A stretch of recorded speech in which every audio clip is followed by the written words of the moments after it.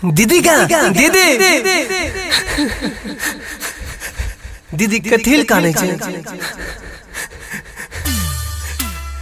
दीदी चुप न हमू काने लाग बने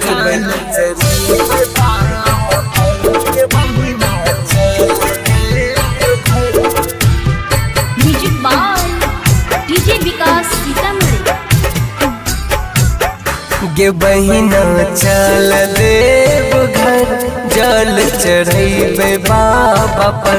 गे बहिना चल देव घर जल चढ़ैबे बाबा पर। मन के आस पूरा होइते नुनवा खेलते दुआरा पर। नुनवा खेलते दुआरा पर। गे बहिना चल देव घर जल चढ़ैबे बाबा पर। गे बहिना चल देव घर जल चढ़ैबे बाबा पर। मन के आस पूरा होइते नुनवा खेलते दुआरा पर। नुनवा खेलते दुआरा पर। गे बहिना चल देव घर जल चढ़ैबे बाबा पर। कृष्णा नगच्छिया डीजे विकास मटियार कला सीतामढ़ी।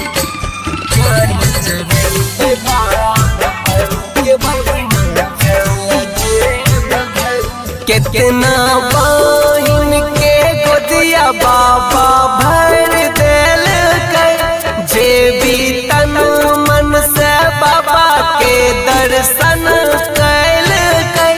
कितना बहिन के गोदिया बाबा भर देल कर। जे भी तन मन से बाबा के दर्शन कैल कर। एक बार विश्वास करके चलन बाबा दरबार। बाबा दरबार गे बहिना चल देव घर जल चढ़ैबे बाबा पर। गे बहिना चल देव घर जल चढ़ैबे बाबा पर। आप सुन रहे सिंगर रामचंद्र बाबू डीजे विकास मटियार कला सीतामढ़ी।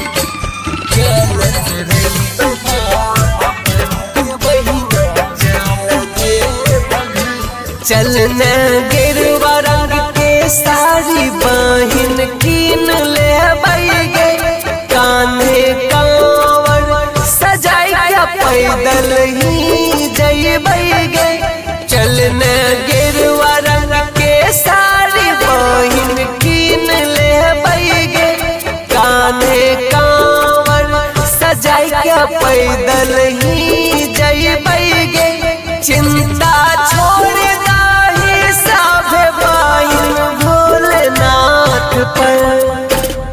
भोलेनाथ पर। गे बहिना चल देव घर जल चढ़ैबे बाबा पर।